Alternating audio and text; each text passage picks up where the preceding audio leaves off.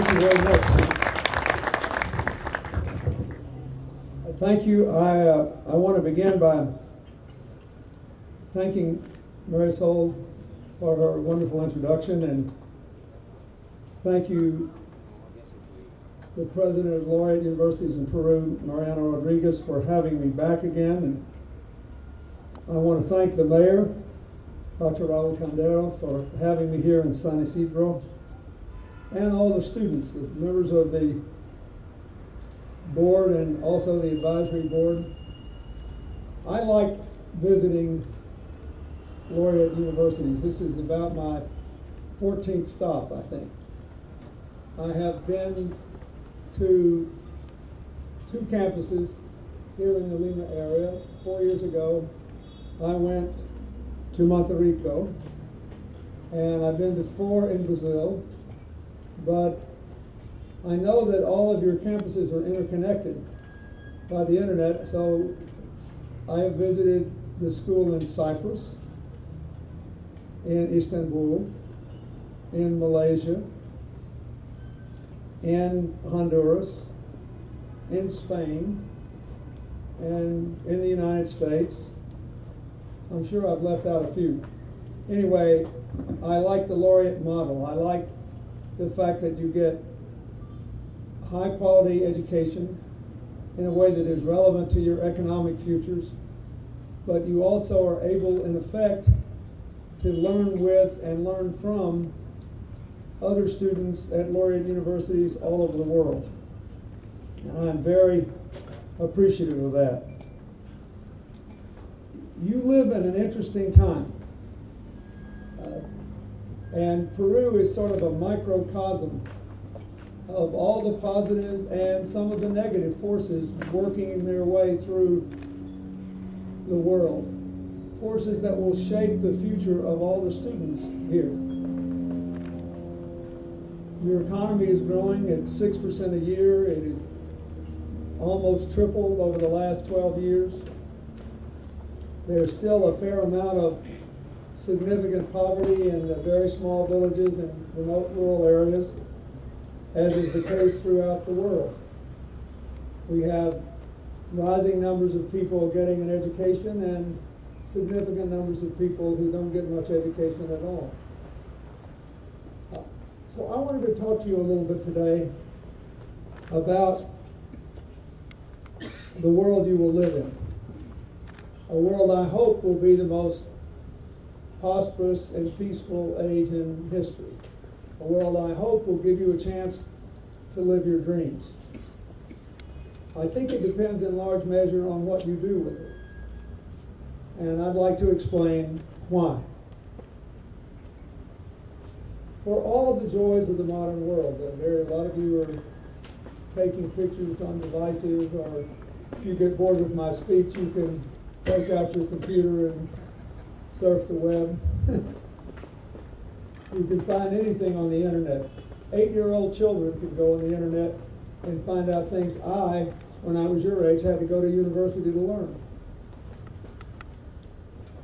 Believe it or not, 20 years ago this year, when I became President of the United States, the average cell phone weighed 5 pounds. And there were only 50 sites on the entire internet. It was still a private research device, mostly for physicists. More than 50 sites have been added since I started talking to you. So it's an exciting, interesting world. But it has 3 or 4 quite significant challenges. And I think you have to deal with them all because we're all so interdependent. I mean, look how fast the financial crisis spread from the United States to engulf the world. Look how much Europe is still mired in the financial crisis and how that is affecting the growth prospects of Latin America. We live in a world where good and not so good forces far away can affect us and how we live. Interdependence simply means that separation is not an option. It can be good or bad or both. In the world you're living in, it is both. You are the symbol of the positive forces of interdependence. You can be empowered through education as through no other device, and we need more people like you going on to universities, creating a core of knowledge and skills and commitment to build every place on earth. But it also means that you can't ignore, over the course of a lifetime, the problems that are sweeping our world. And essentially, at least as I see it, there are four. One is the world is too unequal, both within countries, and you can see it in Peru. You've been growing at 6% a year for years, and you still have a lot of really poor people. So do we in the United States. I'm not pointing fingers here. The economic model that is being driven by the information technology and science revolutions create a lot of new wealth, but that doesn't necessarily translate into shared opportunities for prosperity. And that's a real problem. As any economist will tell you, a little inequality is a good thing. That is, you want to reward people who work hard and get a college education. You want to be able to give them good jobs and give them a chance to succeed. If someone starts a business and works hard and employs a lot of people and serves a lot of people, you expect them to be rewarded for that. If someone's a great soccer player and entertains you, you expect them to be rewarded for that. But if there is too much inequality, it imposes a very severe limit on the market economy to grow, because you're leaving too many people outside its possibilities. And in a very real sense, that is a problem all over the world today. Your compatriots, your age, in Egypt were the main spark plug behind the demonstrations in Tahrir Square, the fall of the old government, the onset of genuine elections in Egypt. It's interesting to know why. Their country was producing 400,000 university graduates a year. In Egypt, nowhere near 400,000 jobs for university graduates. Which brings me from inequality to my second point. The world is too unstable. Again, you can't have a free market without some instability. If you start a business and you compete and you wish to be rewarded, your failure is always a possibility. Most every advanced economy has bankruptcy laws so that people can resolve their debts as best they can and then begin again, because there has to be some movement, some possibility of a downside in order for the upside rewards to take place. But it's like inequality. If there is too much instability, the financial crisis, then there might as well be none at all, because people shut down. And you see this still all over the world. I still see it in America, where there seem to be economic opportunities there. Banks seem to have a lot of money, but people are reluctant to loan and people are reluctant to borrow because of what we have been through. So the first two things we have to do is to try to reduce the amount of inequality and reduce the amount of instability. Not eliminate it, but get rid of the negative things that are keeping the world back and stopping us from building a future of shared prosperity. The third problem we have is that our growth model is largely unsustainable because of the way we produce and consume energy and other local resources, especially water. Climate change is real. We just now, in the last 2 or 3 days, got the 2012 measurements, and there are now 400 parts per million of carbon dioxide in the atmosphere for the first time in the history of the human race. For the first time in more than 1 million years, perhaps for the first time in 3 million years. It's the most rapid change in the Earth's atmosphere, as far as we can tell, that we have ever had. There has never been a change in the atmosphere this dramatic in this short amount of time going back to prehistory that did not lead to the extinction of certain important species that maintain the balance on the planet. In other words, this is not a good deal. Global warming is real. We cannot reverse its impacts, but we do have to minimize them. In the short run, in the northern hemisphere where I live, looks pretty good. There was more melting on the North Pole last year. Pretty soon you'll be able to take ships across the North Pole, facilitating commerce from Asia to Europe. People won't be so cold. Sounds great. Greenland has 8% of the world's fresh water. For more than 100 years since we've been measuring it, about half of the ice cap on Greenland shows some melt every year. Last year, more than 90%. If all that water falls into the North Atlantic and blocks the Gulf Stream, which goes from South America up to the east coast of North America, all the way up to the Arctic Circle, it could make the craziest developments you can imagine. It could make the northern part of Europe and Canada and the US almost uninhabitable in the winter while everybody else gets hotter. So we have to deal with this. The good news is there are all kinds of things we can do to improve the way we use resources and produce and consume energy that will actually create more wealth than it destroys. But we have to be smart about it, and denial is not an option. Right now, there's still too much denial. The fourth problem we have is completely understandable, but frustrating, and that is we still have identity conflicts in the world which would always have been tragic, but in an interdependent world where all the world's borders look more like nets than walls, they can become almost insurmountable. You're reading about Syria every day in the newspapers, right? And one of the problems that all the policymakers, I can say this because I'm out of office and I'm not running for anything, but one of the problems all the policymakers are having is they believe President Assad, at least in the West, should leave office. They believe he abused his people, he killed too many of them. The violence has caused hundreds of thousands, now over 1 million refugees out of the country.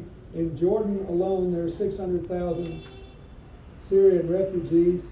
Jordan already has a majority of its population of Palestinian origin, and the country has no oil. So they're not rich. They depend upon their friends to help them care for this refugee population. It's an unstable situation because of the identity conflict. Syria is highly complicated. The largest group are Sunni Muslims. Next are Shia Muslims.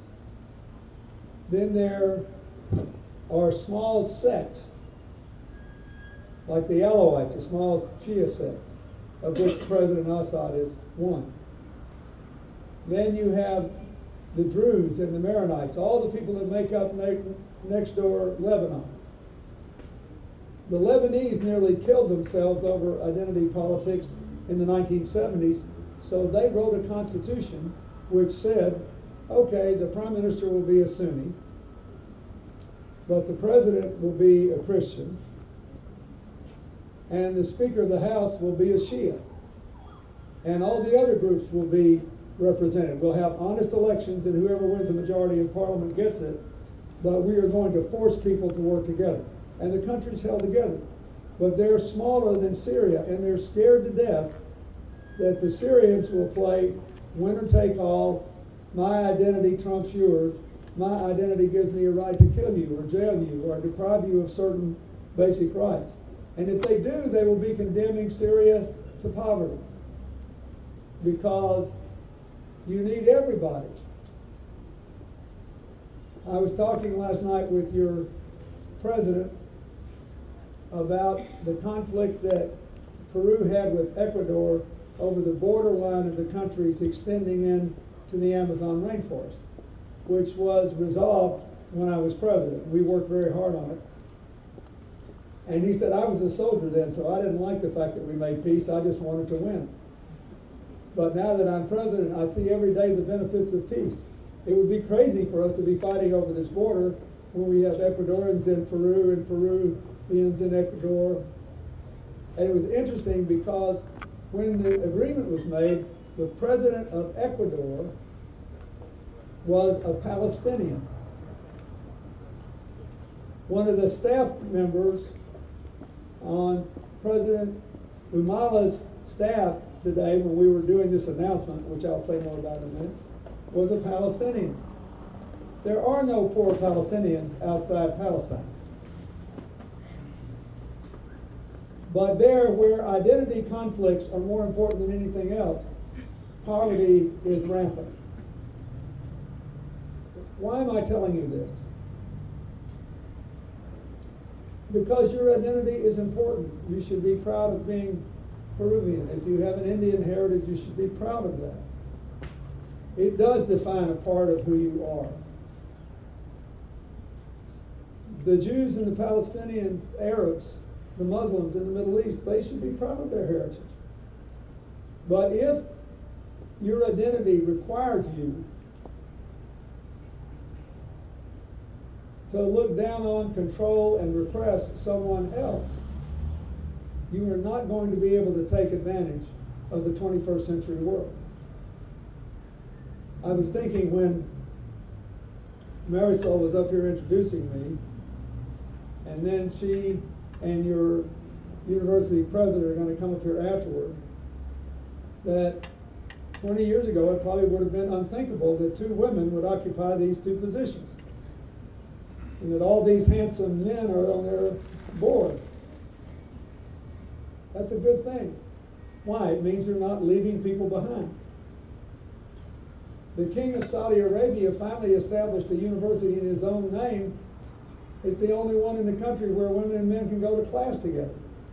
It's a small step, but he was trying to tell the rest of his country, you just can't keep trying to define us by our ability to have the men control every decision the women make. We need to build a world where everybody can get an education, where everybody can get a job, where everybody can participate in the political system, and we cannot afford to define ourselves by our ability to put someone else down and control someone else's life. It is a huge problem. You doubtless saw on the television the tragic bombing we had in the United States recently at the end of the Boston Marathon race. Now, those two young men were Chechen, or brothers. When they came here, they seemed to be, came to America, they seemed to be happy to be there. They were getting a good education. They made friends. But something happened, we don't really yet fully know, that led to their disappointment in their circumstances, to their frustrations. And the older brother went home and apparently was indoctrinated to some extent in extremist ideology, and also acquired certain skills in bomb making, which are easy to get. You can get on the internet and learn how to make bombs now. But at the core of this, his identity shifted from being someone who was proud to be from Chechnya, with his family roots, proud to be a Muslim, to someone who said, you know, the only way I can validate my life is to kill a bunch of strangers, including an 8-year-old child. And you see this all over the world. The 15-year-old Pakistani girl, Malala, who became an international hero because she wanted to go to university just like you. And the Taliban in the part of Afghanistan and Pakistan where she was from, and their affiliated groups think that women shouldn't be able to make that choice. So she got shot in the head because she wanted to go and do exactly what every young woman in this crowd is doing here. Thankfully she lived and she's back in school. They lost her. the young Indian woman that was raped and murdered in India. It's not a religious thing here, it's a cultural thing. Why did that happen? Because for decades people did it and got away with it. That's why. Because rape was not supposed to be reported, and women were not supposed to be important enough to stand up for their own rights and be treated in the proper way. The reason this has generated so much outrage is that everybody decided to stop hiding it and tell the truth, bring it out into the daylight. Because they know India may have 1 billion people, but if you keep half the population under wraps, you will diminish its future by 50%, and you will violate every value that Gandhi had when he led to the independence movement in India. I could give you lots of other examples of this. But the point is, all over the world, we still have identity conflicts, and we're going to have more because we're being thrown together. I like diversity. I think it's exciting. Every time I go to an American audience, I try to make them think about it by saying that I look out in the crowd and I see so many young people, and I see so many people from different countries, and I see so many people with different skin colors, and I see so many people I know have different religious views. And I said, if I had given this speech 30 years ago, most everybody in the audience would have looked like me, an old gray-haired white man in a suit. It's more interesting for me to look at diversity. And they always laugh, but they know it's true. And I'm glad that my demographic group has not been eliminated from participating. You know, I think I've still got something to offer, and I think everybody else does if you reach a certain age. But the point is, you can't live in an interdependent world unless everybody has a chance. Everybody has dignity. Everybody has a role to play in society. So I spend a lot of my life now trying to figure out, how do you reduce inequality and instability? How do you fight climate change and make the future more stable in a way that's good economics? And how do you help people see that identity should be positive but not negative? If you disagree with someone, it should be because of what they do or what they believe. And then you should have an argument, but not because of who they are. And those are the things that I think are facing us. So what's that got to do with Peru and why I'm here? I believe that people like me who've had a good life have a responsibility to try to help other people who are younger than me do the same. And so I set up this foundation when I left office.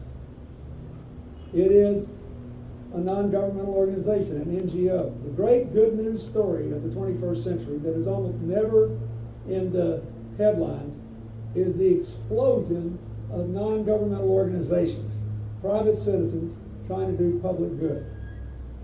And the explosion of corporations trying to incorporate into their business strategy a social mission to increase life chances and reduce inequality. Before I began working on the project I came here today to talk about, a few years ago I was asked to come to Peru with our health initiative because the government then wanted to treat everybody who had AIDS and do it in a hurry so you didn't have a big epidemic. So we were asked to come in and we reorganized the drug market and cut the prices 40%. Then my climate change initiative was asked to come into Lima, and we worked on 3 things. Helping you to get more clean burning buses that burn compressed natural gas, helping to convert all the street lights to LED lights. You're 70% of the way there, and already saving $1.5 million a year on your electric bill. And then I did a study on 2 of your big landfills, my foundation did, which concluded that if you turned the landfills into power sources, that is, you took the methane gas that's always coming out of garbage dumps and captured it and generated electricity with it, you would save $110 million a year on your electric bill, if you can come up with the capital to do it. So we were talking about that a little today. Then, my friend Frank Juicer, who's here with me today, who's from Vancouver, Canada, a long way from Peru, said he wanted to do some things in Latin America to try to reduce inequality and create opportunity. And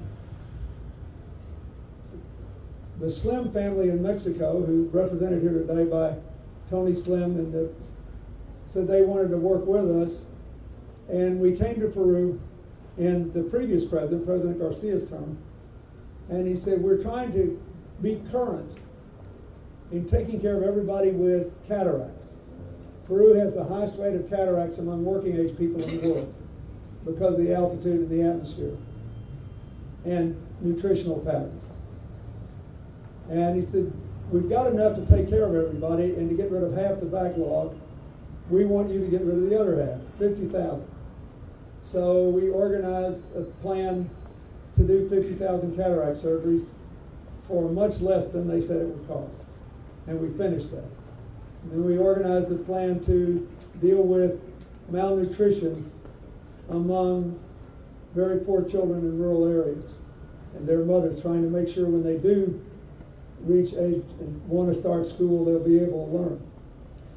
And now we're here today because we signed an MOU last night with your government, the Minister of Trade and Tourism, to train people on low incomes in rural areas where there is already a lot of tourism, or where there will be, so that all the hotels and restaurants will be supplied with food and other consumer products and crafts from the local area and not shipped in. It can create thousands and thousands of jobs for poor people in rural areas who didn't have it before. And I just came from another site where our second project is going on, which is called Chaquipi. We are starting in the south, training with the government women entrepreneurs to go into the poorest, remotest villages and sell consumer products that the people there could never buy otherwise. Most people in this area are living on less than $2 a day. We've only been doing this for 4 months. The women are already earning more than $20 a week. Simply going in with a backpack full of consumer products and a catalog about what else there is to offer and selling it. And then when they build up the market, then two go in and set up a little table. And then in the areas, in the towns that have a weekly market, they go in and set up a big table. And for the first time ever in the lives of a lot of people, new high-quality products are being brought in. Procter & Gamble and Nestle, two big multinational corporations, agreed today to help supply these products at a discount so that poor people can afford them. This has the potential to create thousands and thousands of jobs for rural people in Peru, to give them the money they need to build successful families and to make sure their children get an education. And it is a model that could encompass millions of people across the world. This is the sort of thing we need to be thinking about. Because for the foreseeable future, not every Peruvian will get a university degree. So I urge you first to get your degree, to be empowered, to take whatever career path you want.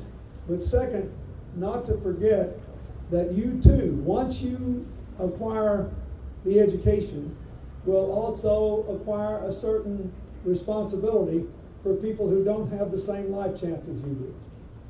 You too will be able to do something to help reduce inequality and instability, to educate people about the environmental dangers we face and the environmental opportunities we face for economic growth. And most important of all, to tell people in an interdependent world, you cannot afford to look down your nose on anyone just because of who they are. We need everyone. We need to maximize human potential to keep the growth going and to make good decisions. If we can do these things, I think you will live in the most prosperous, peaceful, and interesting time in human history. But the whole question is still in doubt. And your generation will have a lot to say about how it comes out. I think it's a good sign that Peru has a government that is interested in both economic growth and reducing inequality and promoting social justice. But the people have to carry this load all over the world. The internet is the single most empowering human device I think ever invented, but it is still just a device. It is still just potential. You have to maximize the potential. I think, again, laureate students have been given an unusual opportunity to see this up close because you can interconnect with the other laureate universities across the world and see people in very different conditions, in very different cultures. Some of the problems they face are the same, some are different. I urge you to take every opportunity you can to do that. On balance, I'm pretty optimistic. I'd love to be your age again, just to see what's going to happen. Make the most of it. Thank you very much.